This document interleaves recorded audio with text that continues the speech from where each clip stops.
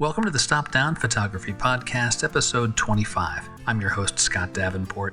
Today, a short story, what George Harrison taught me about a signature style.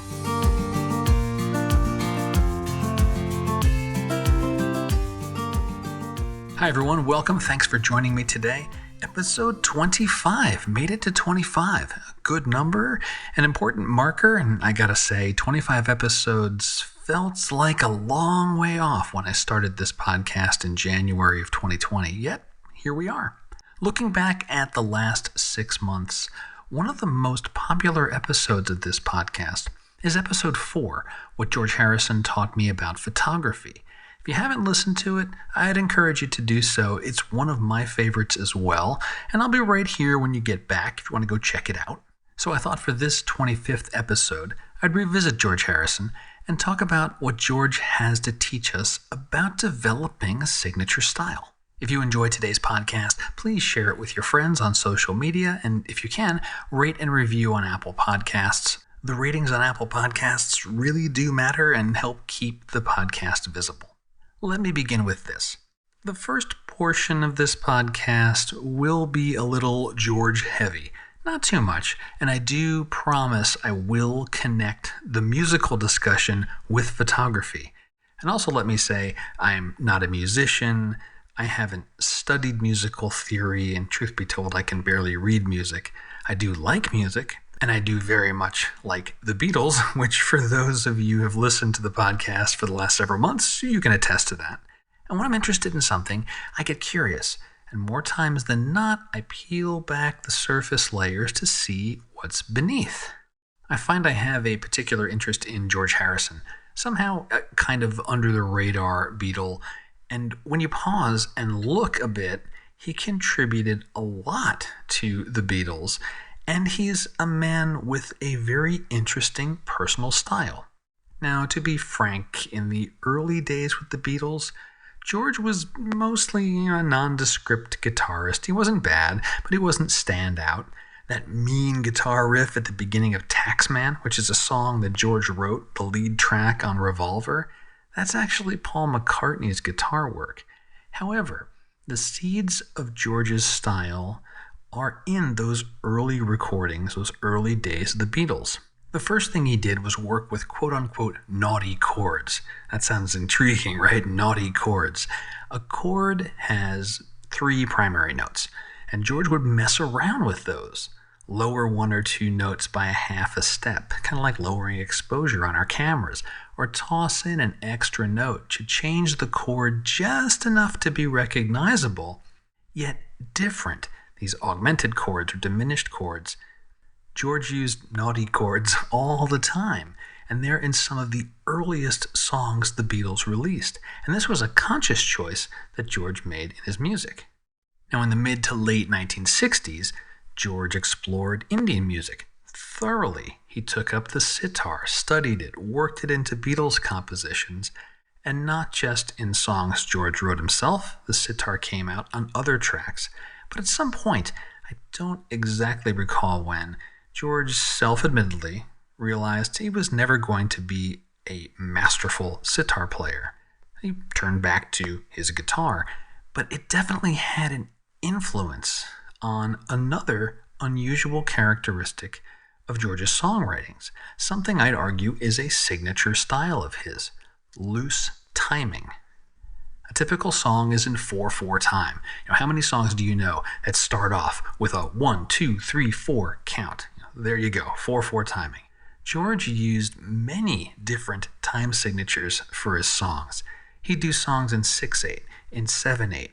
What's weirder, some of George's songs change the timing during the song. This is kind of crazy genius. You probably know the song Here Comes the Sun. Have you ever tried to tap your foot along to the beat?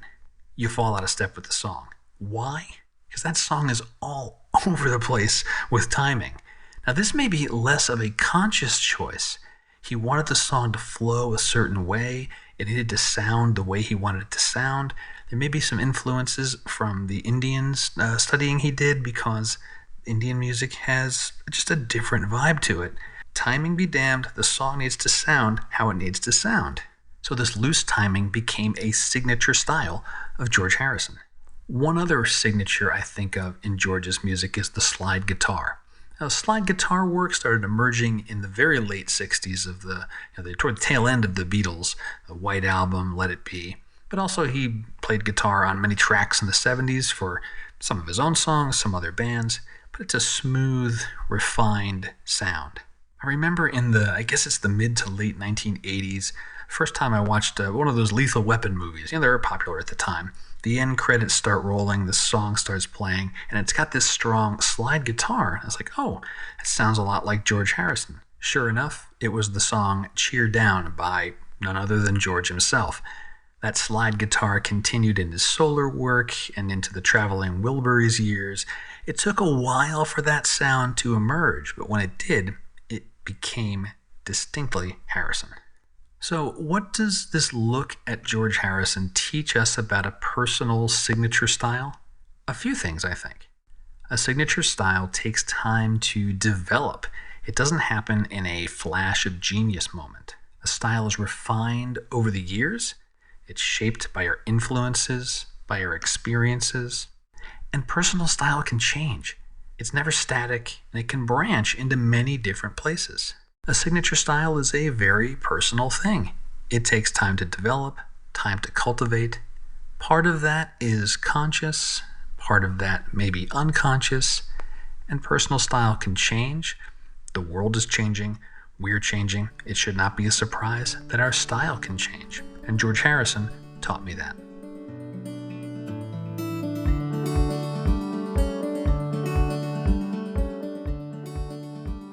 I promised at the beginning of this podcast I would connect this look at George Harrison's personal style to photography, and I do see parallels to photography. There are things that we can tap into as we each develop our own personal style. Let's start with Naughty Chords, which, if I ever start a band, that is the name of my new band, Naughty Chords. So Naughty Chords, these are the results of tinkering with what's normal. George played around with the notes that form a basic chord. We can do that with our photography. There's the, air quotes, normal way of capturing a photo. And what happens if we tinker? It could be a shift in perspective, as subtle as a tilt of the camera up or down. It could be drastic. It could be changing the entire focus of your scene. I'm thinking of Michael Orton and the very popular Orton effect. So what did Michael Orton do? He'd capture a subject with a fast shutter speed and then double expose the same scene with a longer exposure. And this was in film. This was all on camera, often with flowers. The result was this dreamy, soft, glowish type look, and we use this in our digital tools today. That's tinkering with your photography. Now think about the slide guitar. It's almost a polar opposite to Naughty Chords, where Naughty Chords are tinkering with the norms. Slide guitar is the refinement of a craft, a smooth, polished precision work. For photographers, that's our practice, knowing our camera, developing our eye for composition, ability to read scenes. The more we practice, the more the mechanics of photography fall into the background. They just fade into the back of your mind, and the creative brain gets to take center stage. You're thinking less about ISO, about exposure time, and much more about the resulting image. And your signature style gets refined. I also think about the shift George Harrison made from basic guitar to the sitar, then back to guitar, but with the slide guitar. It's like shifting genres in photography, going from portrait photography to product photography or landscape to street. These are things that we can incorporate into our photography that helps us build up that personal style. Applying these ideas to my own photography, tinkering, refining craft, I'd say I tinker much more in post-processing than I do in field work. And I suppose that's because it's easier to tinker with the digital tools. If we don't like something, revert it and try again. And in fact, I just realized this as I was speaking. If you've attended one of my workshops or done an online lesson with me, a phrase I use a lot when talking about post-processing is, an experiment to try is ... Why not tinker with our photos in post? It's usually a small investment, and potentially a great reward. I don't tinker as much in the field, maybe somewhat with filters. I have been doing a little more shallow depth of field work recently. I wouldn't call that anything, breakthrough. I'm not going to break the mold of photography, but for a personal style, I may be shifting a direction or at least exploring an avenue that'll incorporate itself back into my style. And so, what is my style? Yeah, that is something that's a tough one. And I have a thought experiment I'm going to share with you in a moment. I want you to think about with your photography. For mine, I look at my shooting style. I'm not certain if I have a unique style, or at least nothing I've identified yet.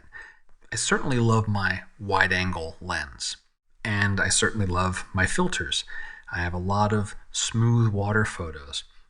I seem to use triangles a lot in my compositions, the points of a rock or triplets of subjects, zigzag lines through a scene. I haven't really figured out consciously what my signature is on my various photos. For my processing, I'm a little more aware of it, and my approach to processing I'll describe as the subtle hand. I tend to apply a series of small changes that build up to a much larger change for the photo overall. There's an extra emphasis on the subject of the photo, or at least where I want to guide my viewer in the frame. And I did notice a drift in looking at my work from toward the end of 2017 into 2018. Less saturation, softer color tones. Maybe that's a style thing. Maybe that's a current taste thing. Time will tell. Now for you, a thought exercise. Think about your own photography. Where do you tinker? Do you experiment in the field? Specialty lenses, like a lens baby? Do you try quote-unquote weird focal lengths for apertures? Who shoots landscapes at f2.8 unless you're doing astro? Do you experiment in post-processing? Start ripping through tools and menus and just exploring to find out what the various buttons and options and adjustments do? And where do you polish and refine? Is it a particular genre, a particular subject? How you like to set your focus? It could be anything. But examine your existing work. Look at your best photos, your portfolio. And what themes do you see? Do you see themes in subject, in lighting, in mood, in texture? These are the seedlings of your signature style. And they could be the result of conscious choices or unconscious influences. And by examining your work, maybe you can drill down on that, and you may find this unconscious influence becomes conscious, and you can tap into it and build on it. And it's okay if this thought exercise walks you down a hallway to another door. It may be a door that's not ready to be opened yet. That's okay. This too is another step on your photographic journey. I want to take a moment and thank the supporters on Patreon. I cannot tell you how much I appreciate your support. It is what makes this podcast possible. If you're interested in learning more about our Patreon community, check the show notes. There's also a support the show button on every page of stopdownpodcast.com. That wraps up this week's episode. So do that thought experiment. Think about your photography and what your style may be. You've got a signature style, and you may not know it yet, kind of like how I'm still wrestling to figure out exactly what mine is, and that's okay. If you make a discovery or want to share it with someone, you don't have a camera club, you don't have a photo buddy, share it with me. There's a contact form on stopdownpodcast.com. Messages come directly to me. I look forward to hearing from you. And once again, if you enjoyed today's podcast, please tell a friend, and if you can, please rate it on Apple Podcasts. Until next time, my name is Scott Davenport. Have fun.